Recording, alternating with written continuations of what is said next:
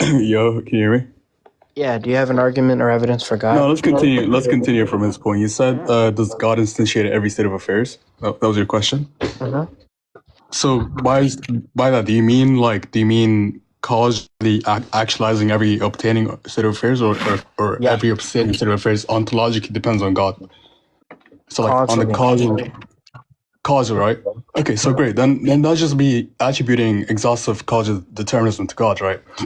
Which, by virtue of what it is going to collapse creaturely agency, right? So then you wouldn't get to appeal to like moral responsibility arguments against theism, right? How? Yeah, so I can just say essentially, right? So, wait, are you asking like how grounding? You understand moral responsibility is just saying that the agent there would be apt for praise or blame. I don't know how you're getting to the fact that I can't say that the agent is apt for praise or blame, given that everything is determined by God. No. So listen, if God's going to cause you instantiate every state of affairs, then for any action A, the sufficient cause of A is God's causal act, right? So it's going to mean that the agent's mental states are themselves effects of God's instantiation, right? So at that point, the agent's not going to be the originator in the relevant sense, right? They're going to be a conduit. So do you think an agent can be more responsible for an action even though his sufficient condition lies entirely outside the agent? I don't see the relevance. You don't see the relevance? Yeah. But I'm going to ask you again. Do you think an agent, since you appeal to like exhaustive causal determinism when it comes to God, right? Well, I don't then believe I'm going to take it. I take it to be you're missing where your own commitments are going to be doing work, right? Well, I don't believe in that. You're validating theism within moral categories, right? That's a commitment, right? So it's going to be either more responsibility is real or it isn't, right? So if you say more responsibility is going to be real, listen. If you say more responsibility is going to be real, just let me elaborate. I don't believe in God, and also the LPOE doesn't comment on if God is apt for praise or blame given some actions. Wait, why do you mute me? Wait, I need to raise your volume. It's just to show that the omnis are inconsistent. Listen, wait, let's restart. So you said you're going to be appealing to causal instantiation, right? Great. So I'm going to ask you this question again. Right? I don't see the relevance to the LPOE, though. Wait, you don't see the relevance by... Okay, you don't see the relevance by attributing... Okay, you don't see the relevance between attributing exhaustive causal determinism to God, no, I'm talking about then by virtue of what it is. Wait, listen. When you say causal instantiation, you're automatically attributing exhaustive causal determinism, dude. The point I'm making is that even if I grant that, like, agents wouldn't be morally responsible for these actions, the point just is even your mic is muffled, dude. I can't hear you. I don't know if it's my mic. Yeah, the point just is that, like, the LPOE isn't talking about whether or not God or any agents are apt for praise or blame. It's just talking about whether or not the omnis are going to be inconsistent.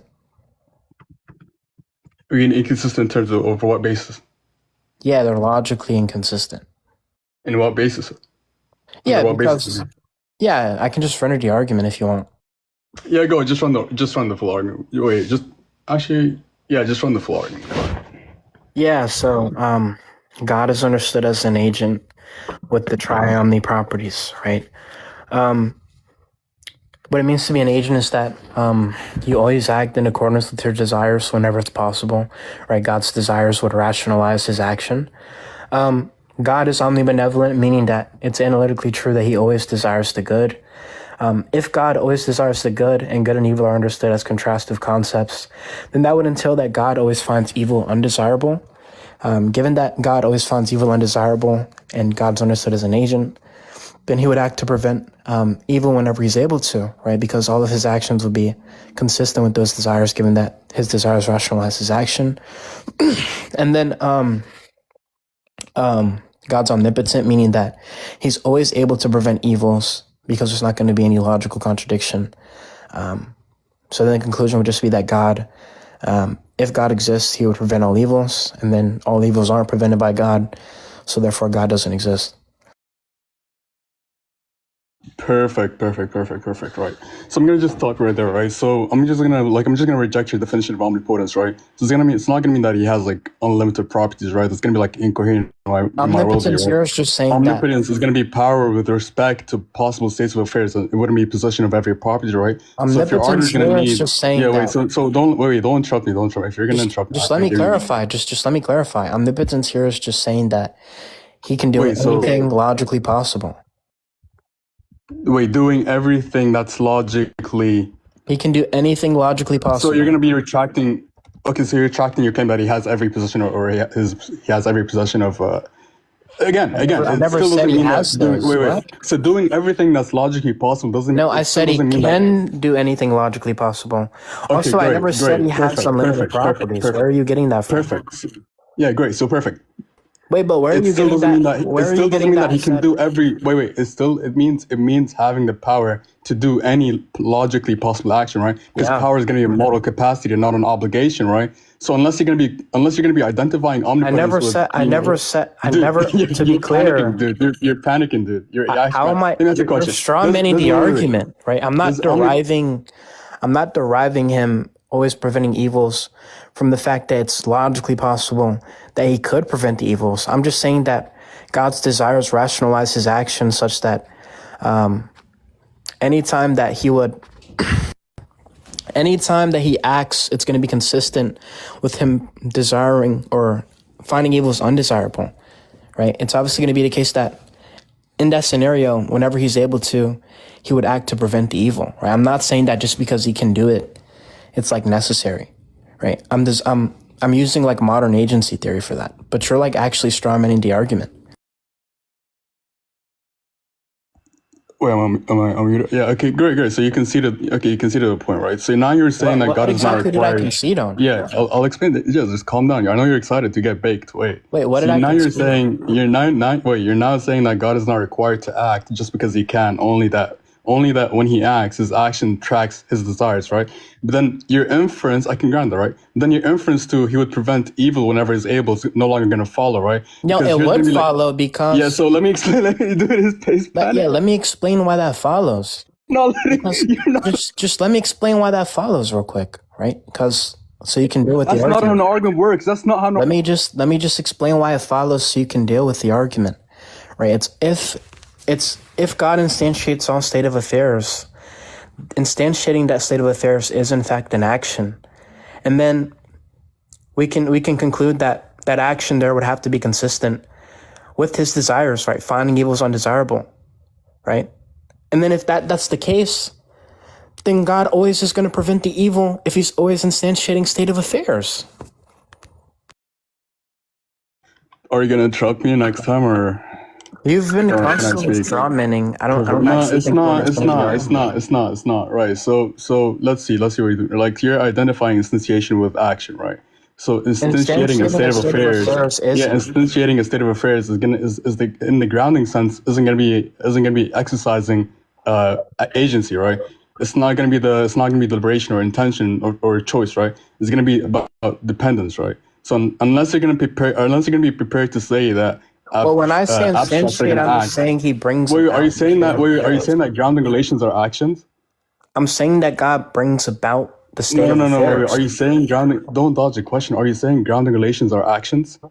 No, I'm saying that God is Okay, bringing great. So it's a no, about. right? Well, even actually, I think it is an act, but let's just say Wait. it's You need to not. start being more. You need to start being more committed to it. You're just shifting Let's all over just the say place it's here. not right. The point I'm not making a statement about ontological dependence. I'm saying that God brings about the state of affairs. And bringing Okay. about a state of affairs is exercising agency. Okay. You're gonna. So first, you said that God instantiates all state of affairs. Instantiating is an And by action. All instantiate, I mean bring action about. expresses. Wait. So God instantiates all states of affairs. Instantiating is an action. All actions are going to express desires, and God never desires evil, right? That's like that's your statement, right? All God's desires rationalize his action. And God Right. finds evil Okay, undesirable. wait. So those claims are gonna just until that no undesirable state of affairs can obtain, right? But you only get that Yeah, result. Okay. which means that evils would never obtain. Wait. Now you finally understand the argument. Again. Are you going to be defining instantiation as action and action as desire expression? Yes, it's an action that's rationalized given God's desires. Okay, so is instantiating an act of practical agency governed by reasons? Mm-hmm. Wait, is it? Yep. Okay, so I'm just going to be holding you to the consequence, right? Because this is where the view is going to like just collapse, right? If instantiation is going to be an act of like practical agency governed by reasons, then every truth maker would be an intention, right? And every obtaining fact would be the output of deliberation, right? So it's going to be committing you to God choosing that 2 + 2 = 4, right? Or choosing that electrons together are going to like, or like just using truth makers as intentions, right? So are you going to be saying that logical necessities or like mathematical necessities are going to be products of divine reasoning?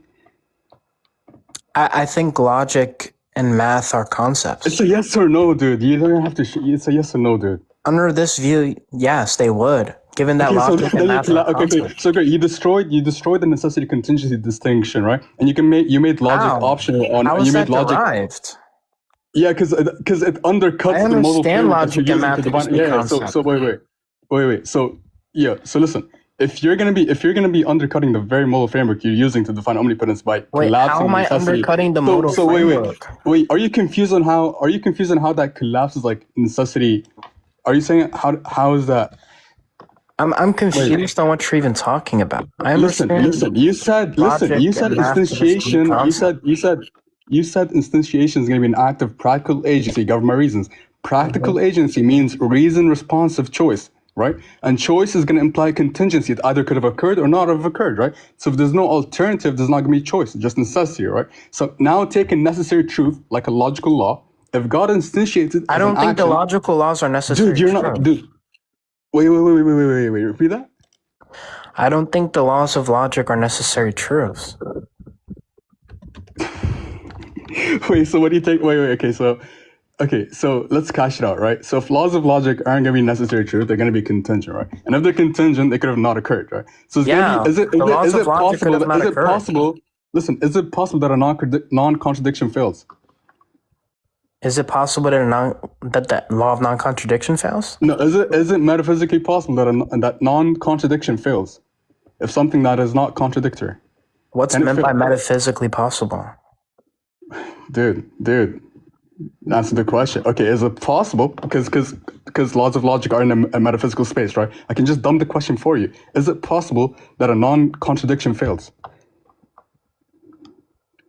Is it possible that non-contradiction fails? It's a yes or no, Capp. It's a yes or no. Yes, it's possible. That the reasoning itself stops being truth tracking. Inference is going to no longer predict truth. Yeah, I'll explain to you how. You understand? Stop interrupting me. Stop interrupting me. Stop.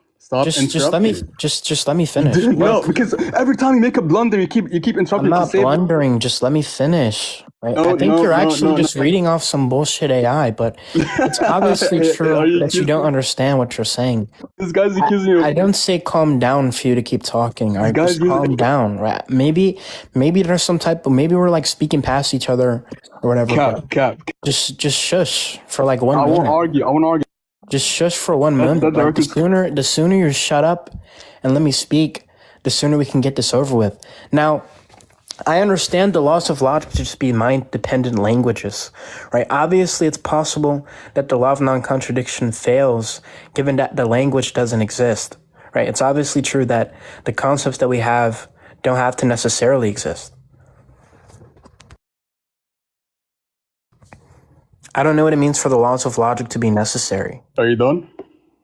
Yeah. Are you going to deal with what I just said? Perfect. So when I point out like a blunder in your argument, are you going to interrupt me again? Wait, just to be clear, wait. So I never went into linguistics, right? I stuck with metaphysics, right? So let's hold you. Listen. Let's hold you to that shift, right? Let's hold you to that shift, right? I'm gonna grant you I'm gonna grant you the shift since you're just like struggling here, right? So if you're saying that a non-contradiction could fail because the language might not exist, right? But the thing is, the law of NC is not a feature of a language, right? It's a constraint, right? So do contradictions become possible just because no one's around to describe them? LNC is the relation between the syntax and the axiom. You're muffled. You're muffled. You're muffled. The LNC is the relation between the syntax and the axioms. I don't know what it means to say that that's like metaphysical. Wait. Obviously, That's not. Under all evaluations. That's just false. That's just false. It's not. It's not. Obviously, what output as false under all evaluations. Okay, wait. Do you think? Let me finish. Do you think truth is exhausted by derivability? No, you're not going to keep asking questions. Just let me finish. Calm down. Your argument is ass. Calm down. Just calm down. I understand that LNC, obviously contradictions would output as false under a given system, but you only get that if you accept the certain axioms, right? If it were the case that the language there doesn't exist, you don't get the LNC, right? If it were the case that the axioms there aren't accepted, you'd also don't get the LNC. So I don't know what you mean by the LNC is some type of metaphysical thing. Oh my God. Wait. So is there a fact of the matter about whether a state of affairs both obtains and does not obtain? Yes or no? Is there a fact about the matter? Yeah, is there a fact of the matter about whether a state of affairs both obtains or does not obtain? I'm confused on what you're asking me. So is it going to be factual that a state of affairs can obtain and not obtain at the same time? I know it can obtain and not obtain at the same time. Oh, you're not answering the question, dude. Okay, first of all. I just said I know it can. Wait. I'm gonna ask you the question again. Do you want me to explain? Wait. Do you want me to explain the question? Yeah, I just answered the question. You asked me. No. You didn't answer. You didn't answer. You asked me. So when I say fact of the matter, right? Just let me make sure we're on the same page, right? You asked me if. No. Let's go back. Just let me try to stillman. Just calm down. I don't know why you're so hyperactive. Maybe you have like. Clarify the question. Just relax. I'm gonna try to give you what Let me clarify the question. I'm gonna try to give you what I understand the question to be asking, and if I'm wrong, you can correct me. Right? You're asking me if there's a fact about the matter on whether or not contradictions are possible, and I'm saying I know that they can be possible because can is a modal notion. First of all, that's not answering the question, right? So possible what, right? What did I get possible wrong? That there's a fact of the matter, or possible that there isn't? Huh? You said I know that it can be possible. I'm asking possible on what? Possible that there's a fact of the matter, or possible that there isn't? If you're saying it's possible that there's no fact of the matter, then you're going to be committed to indeterminacy, right? What? And if that's the case, none of your claims are gonna be truth apt, right? They wouldn't apply, right? What? I'm so confused. Does reality itself determine whether S obtains or not, independent of language? Does reality determine whether S obtains or not? Independent of agents and language. Sure. Perfect. So if reality determines whether S obtains or not, independent of language, right? Then contradictory states of affairs are going to be ruled out at the level of being, right? How would they be ruled out? That's going to be the LNC in its pure metaphysical form, right? So how the would they LNC be would be ruled out? metaphysical. Dude. Because you can hold the view that S could both obtain and not obtain at the same time. So you're asking for an impossible, right? Huh? So No, I'm wait. saying So you first can just reject the axiom. Okay, wait. Is that dialectism? Wait. So if S can I'm both saying that you can just reject the axioms of classical logic, and then it wouldn't output as false under all evaluations. Okay, so wait. So your original argument against God relies on inconsistency, right? So omnipotence plus omnipotence is gonna yield a contradiction, right? But if contradictions can obtain, your argument will be inert by your own admission, right? So are you going to be retracting the problem of evil? Hold on, he trapped himself, chat. To be clear, I'm showing that it's impossible relative to No, classical you said logic. contradiction can exist. You said contradiction can exist, right? I know your they argument can exist, is built on the problem, contradictions, right? You're not understanding. You're actually not understanding the argument, right? I'm showing that they're impossible relative to classical logic. Now, of course, you can. Of course, Wait. logic. But maybe sure you can be a dialetheist and just accept that contradictions can obtain. Can you But not that's mute me every single? irrelevant. That's irrelevant to the truth value of Dude, the can you argument. not?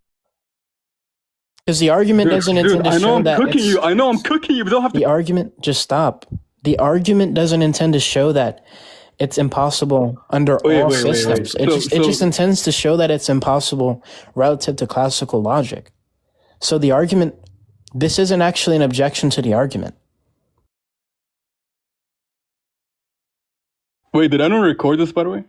I'm just wondering because They can record all they want, but yeah, because you this isn't considered your actually an entire. objection You've to made the your argument argument. like a nerd, bro. You've made your argument nerd. I think we can conclude you made your argument just a nerd because I'll just like steel man his argument. You can be a Yo, dialetheist. your chat is cooking you, bro. Your chat is cooking. You're actually just calm down. Oh, did anyone record this? Just calm down. Just stop. Right. What I'm saying is that you can be a dialetheist and accept that God can exist. But the point is that that's not what the argument intends to show. The argument intends to show that the existence of God outputs as false under all evaluations in classical logic. So, I don't know, like the argument would still fall through unless you accept or reject one of the premises. Yeah, low-key, those are just like death throws, bro. I don't know what you're yapping. Like, you can just take me down. Like, you literally. I mean, you can be a dialetheist. It's fine. No, your entire argument just you're.